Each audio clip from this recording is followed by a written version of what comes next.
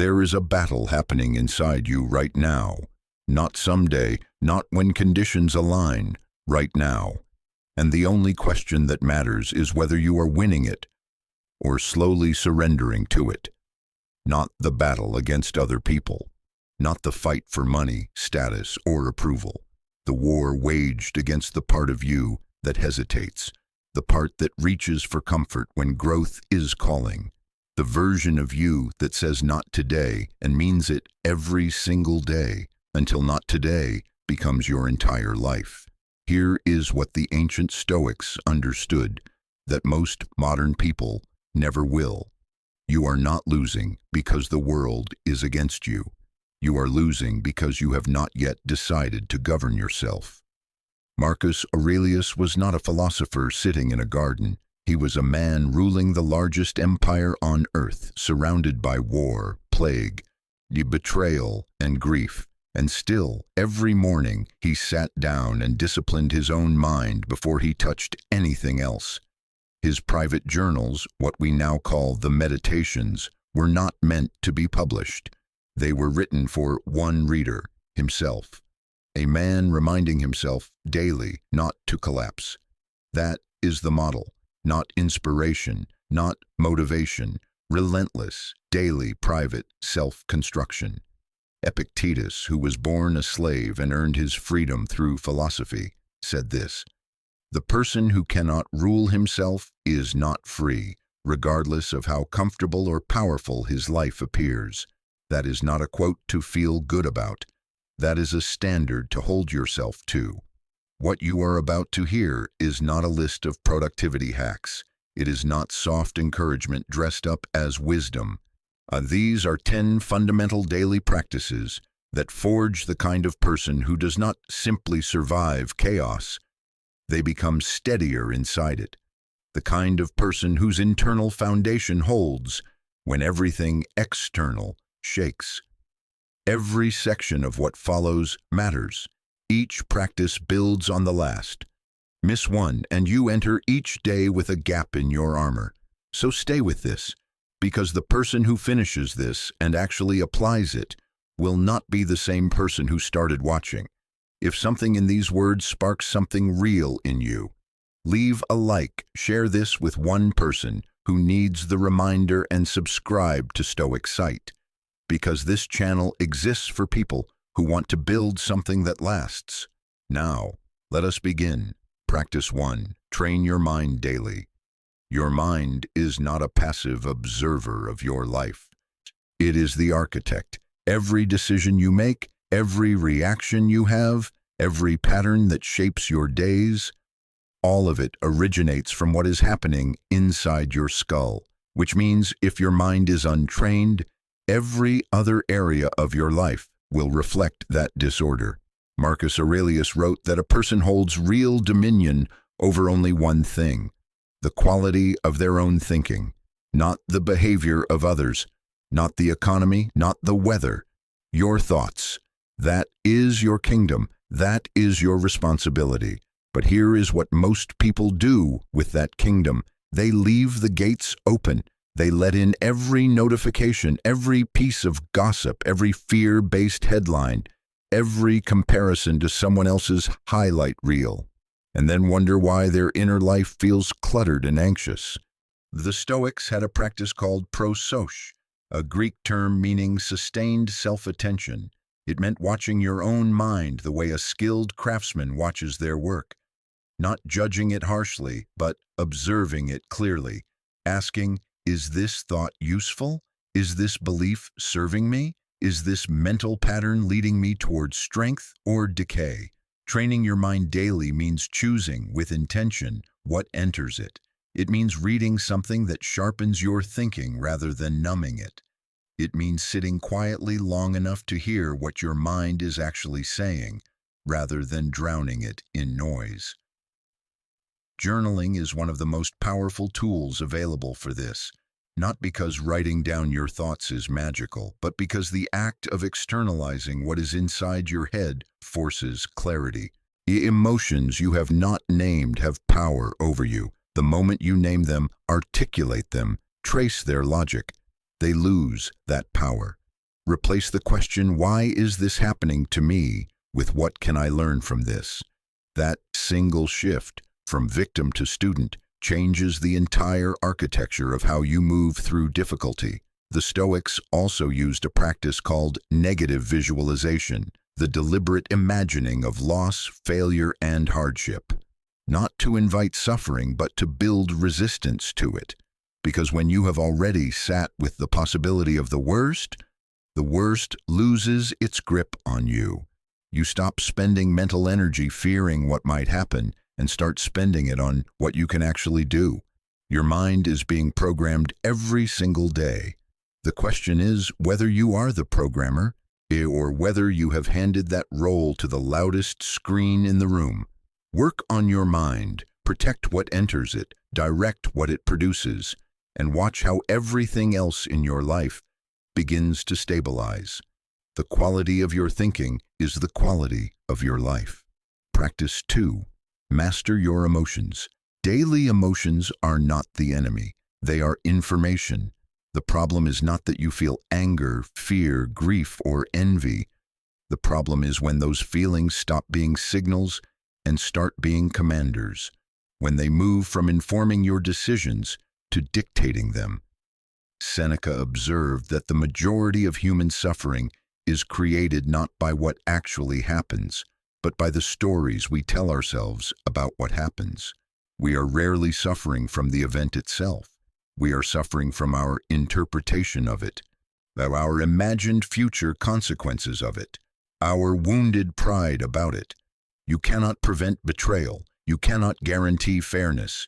You cannot stop people from disappointing you or circumstances from defying your expectations.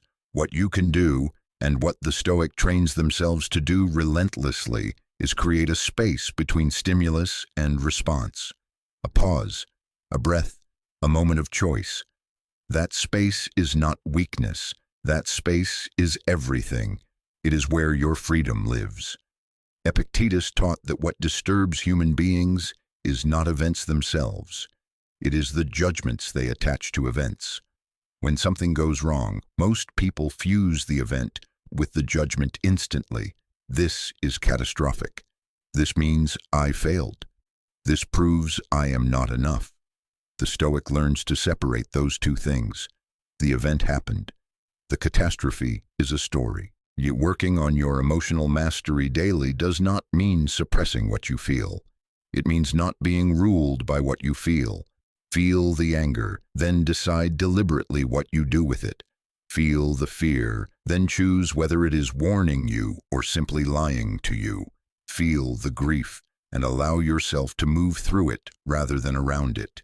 Every emotion, when examined rather than obeyed, becomes useful. Anger channeled into discipline, fear converted into preparation, envy redirected into personal drive. Each of these emotional states can serve you, but only if you are the one holding the steering wheel. Before you sleep tonight, ask one simple question. Did I respond to today, or did I react to it? That distinction between a response chosen and a reaction triggered is the entire game of emotional mastery. Every day you choose a response over a reaction, you become a little less controllable by the world around you. Mastering your emotions is the highest form of freedom. Practice 3. Build discipline daily. Every extraordinary life is built from an accumulation of unremarkable moments. Early mornings when no one was watching, tasks completed when the mind argued for rest, promises kept to oneself when no external accountability existed. Marcus Aurelius captured this simply. When morning comes and your body resists rising, remember what you are here to do. The work of being a full human being does not wait for the perfect mood or the ideal circumstances. It demands that you show up, regardless. Discipline is commonly misunderstood as willpower, as forcing yourself to do things through sheer internal pressure. But Stoic discipline is something quieter and more durable than that. It is not about white-knuckling through resistance. It is about aligning your daily actions so closely with your values that resistance becomes less frequent over time. You do not build discipline by making grand promises on Sunday night. You build it by making one small commitment and keeping it, and then another and another. Each kept commitment is a deposit into the account of your self-trust. And once your mind understands that your words to yourself mean something, that you are someone who does what they say, the internal negotiation weakens. The inner voice that says, just this once or tomorrow will be better, is not your authentic voice. It is the voice of short-term comfort attempting to borrow against your long-term identity.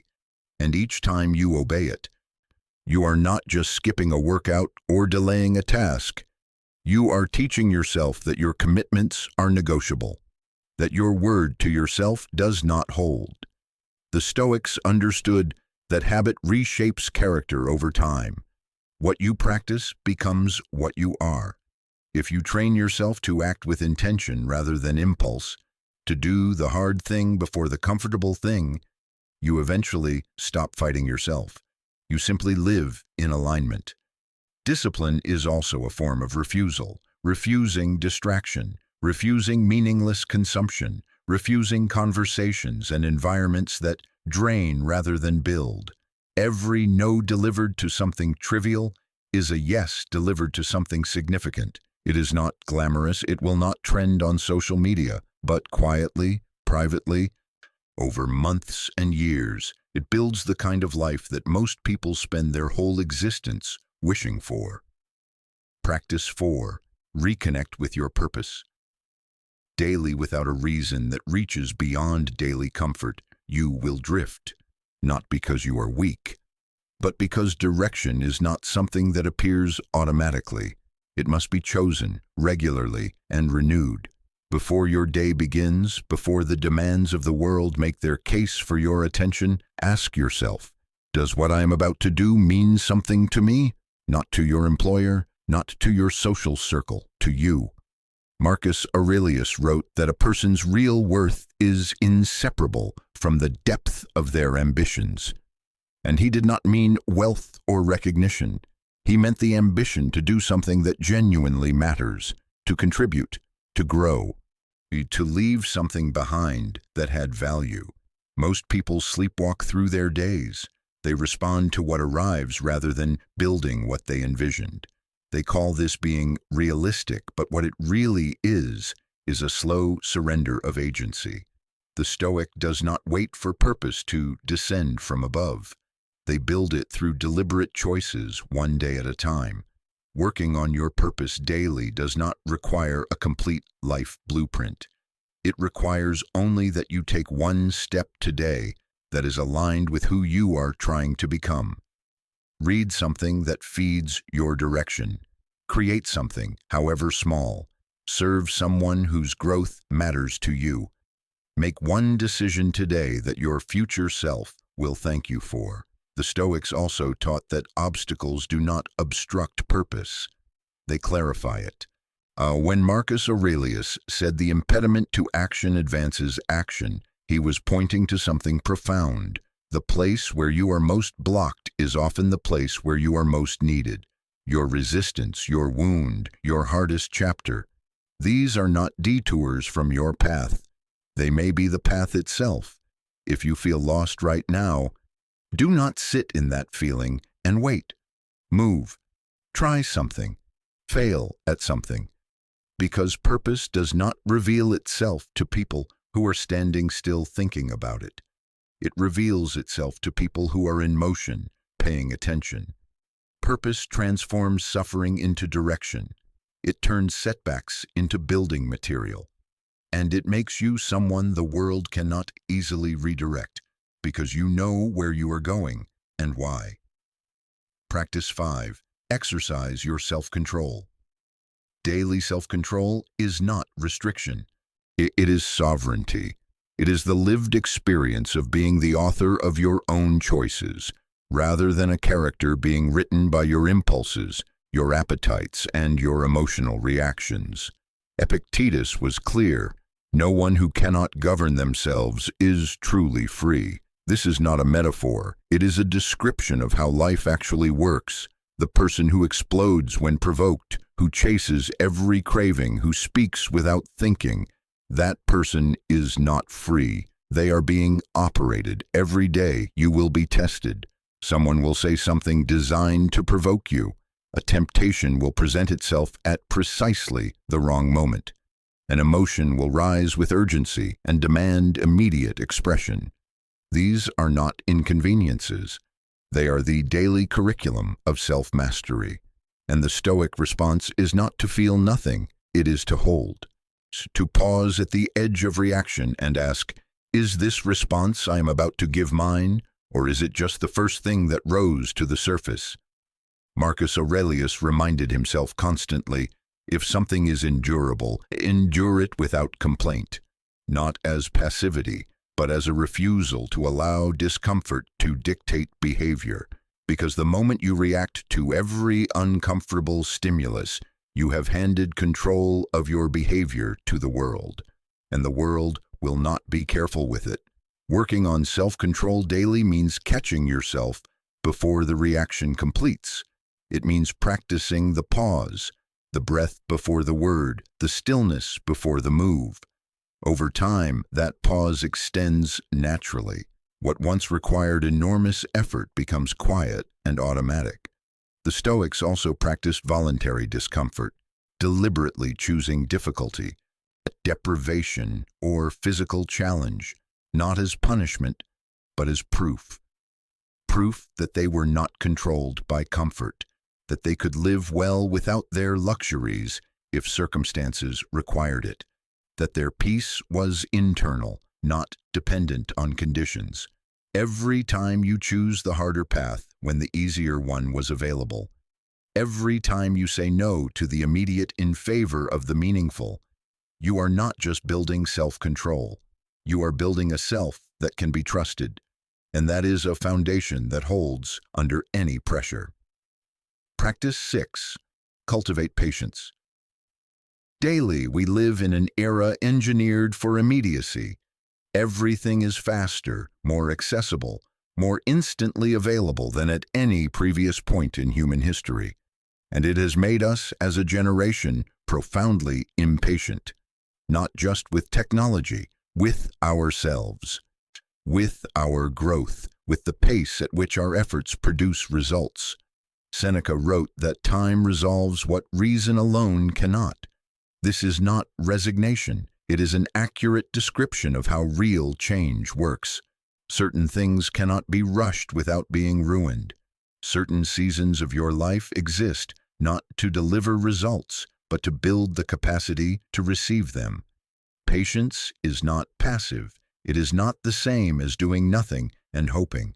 Stoic patience is the discipline of continuing to work and trust the process during the interval between effort and outcome, which is often longer and less visible than we want it to be. Most people quit in that interval.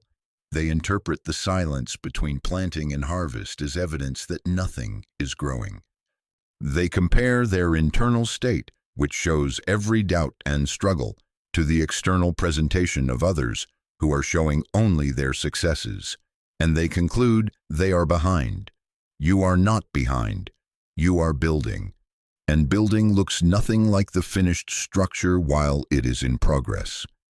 Marcus Aurelius understood that nothing of genuine significance emerges suddenly. The character of a person, the depth of a skill, the quality of a relationship, all of these are formed slowly through repetition, under pressure across time. Rushing the process does not accelerate it, it distorts it. Working on patience daily means making peace with the timeline you cannot control, while fully committing to the effort you can. It means releasing the ego's demand for immediate recognition. It means trusting that every consistent action is accumulating, even when the ledger appears unchanged. Impatience is the ego insisting that it already knows better than the process. Patience is the wisdom to stay humble enough to let the process complete. Your time will come, but it will come for the person you are becoming, not the person you were when you first started wanting it. Practice 7. Embrace silence daily. In a world that rewards noise, where the loudest voice, the most frequent post, the most emphatic reaction earns the most attention, silence has become a form of resistance, and it is one of the most powerful practices a person can develop.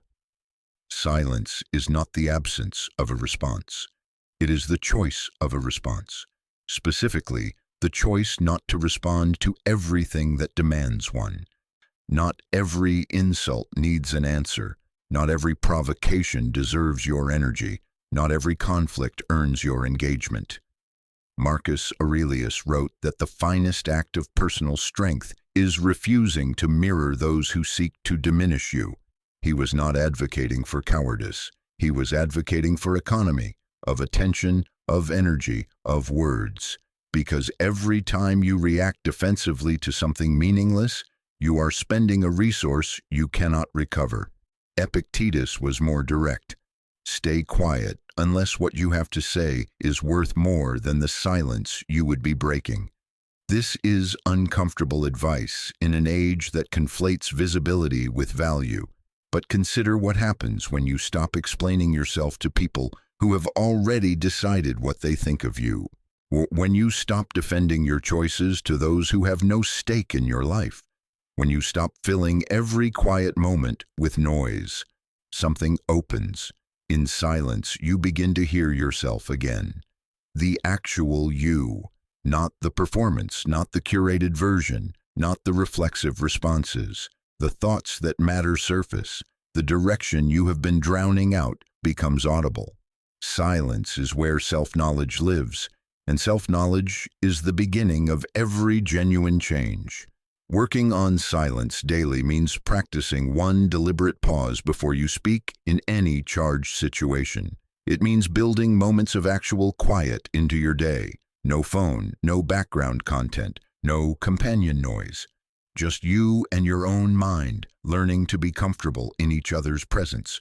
Real power does not broadcast itself constantly. It works quietly. It builds privately, and when it finally speaks, the room listens, not because it is loud, but because it has earned the weight of its own words. Practice 8. Practice gratitude daily. There is a particular kind of poverty that has nothing to do with money. It is the poverty of someone who cannot see what they already have.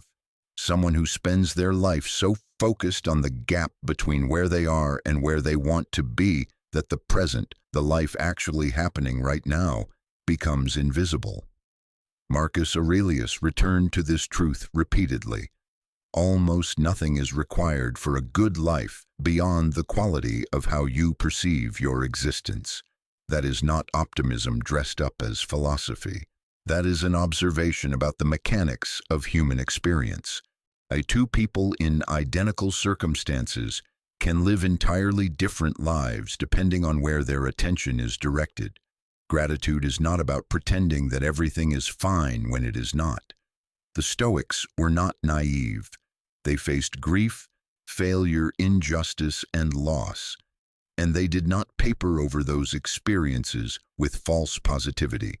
What they cultivated was the ability to hold difficulty and appreciation simultaneously, to acknowledge what is hard and see what is still worth honoring. The shift from "I have to" "I get to" is small in language and enormous in lived experience. You get to wake up today. You get to pursue something that matters to you. You get to have people in your life who are worth the difficulty they sometimes bring. These are not guaranteed. They are gifts, temporary, fragile, and more significant than most of us recognize until they are gone. Seneca wrote that a wise person grieves not over what is absent, but finds genuine satisfaction in what is present. That is not settling. That is the freedom of sufficiency, the discovery that you already have more than is required for a meaningful life. Each morning, name 3 things, however small, that you are grateful for. Each evening, identify one moment from the day that was worth something. This is not an affirmation exercise. It is neurological training. gradually redirecting your mind's default attention from what is missing to what is present. Gratitude softens what pride hardens. It creates space for patience. It makes you harder to manipulate through envy or manufactured desire, and it makes you genuinely present for the life you are already living, rather than perpetually absent in pursuit of the one you think you deserve. Practice 9. Strengthen your character. Daily character is revealed in the unwitnessed moments, not in the speech you prepared or the performance you curated, in the quiet decision you made when no audience was present, in whether you kept the commitment when keeping it was inconvenient, in whether you told the truth when the lie would have been easier, in whether you treated someone with dignity when there was nothing to gain from doing so. Epictetus said, "First decide who you intend to be, and then do whatever that requires." That sequence matters. Most people reverse it. They act according to what is convenient and then construct an identity around those actions after the fact. The Stoic begins with the question, "Who am I choosing to be?" and allows that answer to determine behavior, regardless of circumstance. The ancient Stoics held virtue, honest, courageous, just, disciplined conduct, as the only unconditional good, not wealth, not longevity, not pleasure, virtue. Because wealth can be taken from you, health can fail, pleasure fades. But who you are, how you treat people, how you hold yourself, how you behave when tested, that is yours entirely. Working on your character daily means conducting a private audit, not a public one, not a social media one, a private one. Were your actions today consistent with the person you are building? Did you do what you said? Did you speak with honesty even when it was uncomfortable? Did you choose integrity when expedience was available? The world will test this constantly. People will offer you shortcuts that cost your principles. Circumstances will make dishonesty or cruelty the path of least resistance.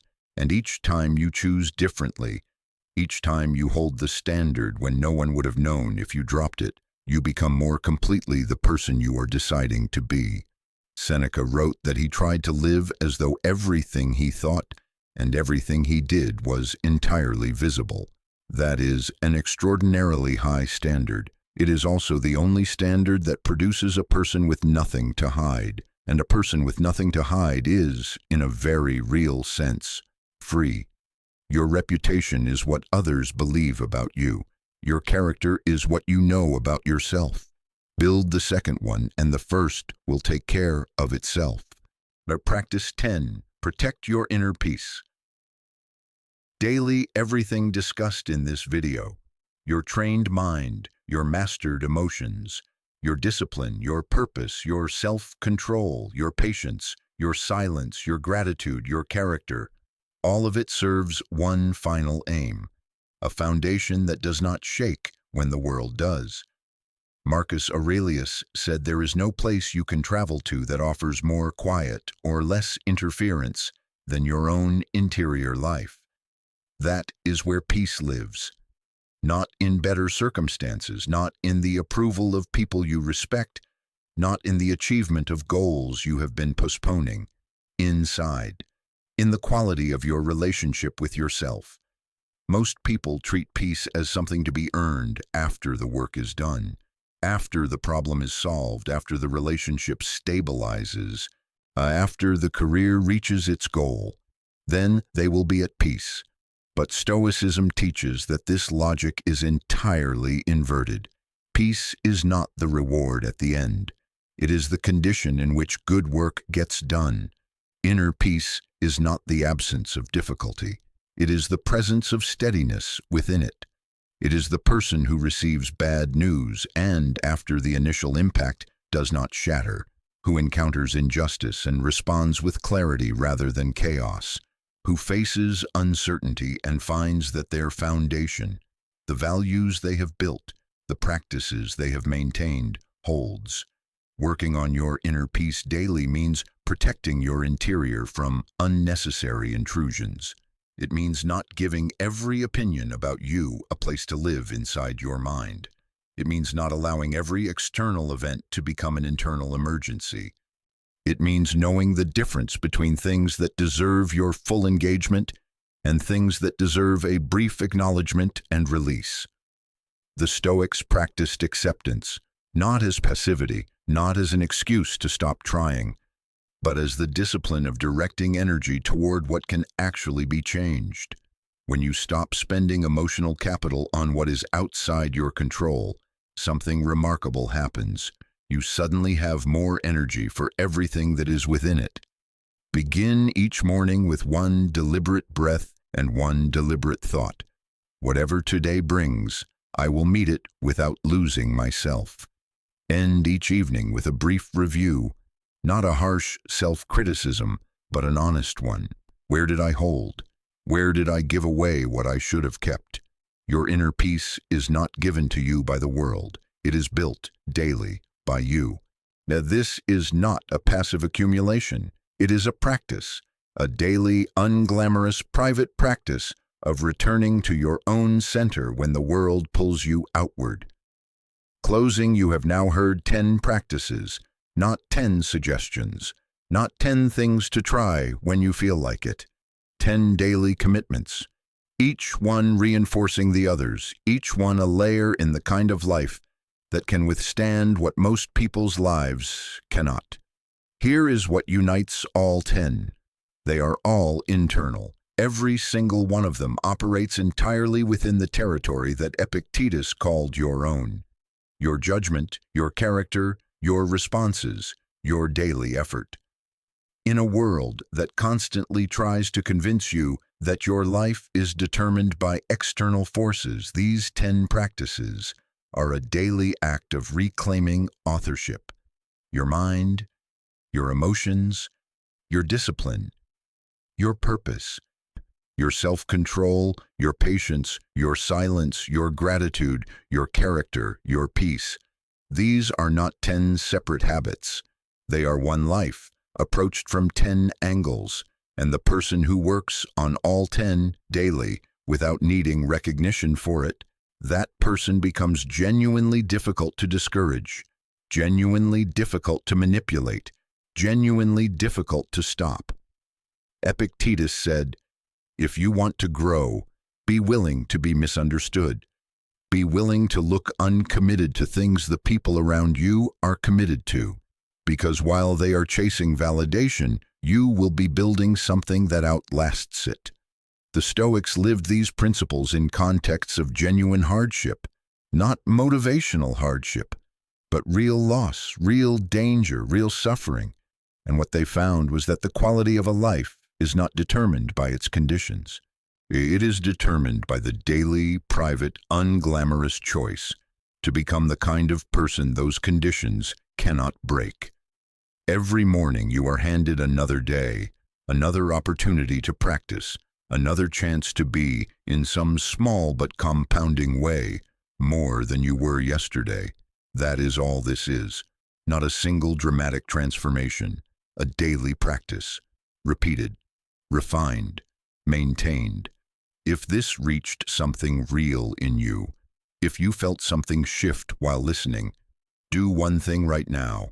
Leave a like and subscribe to Stoic Sight. This channel is built for exactly this, for people who want to do the real work, not just hear about it.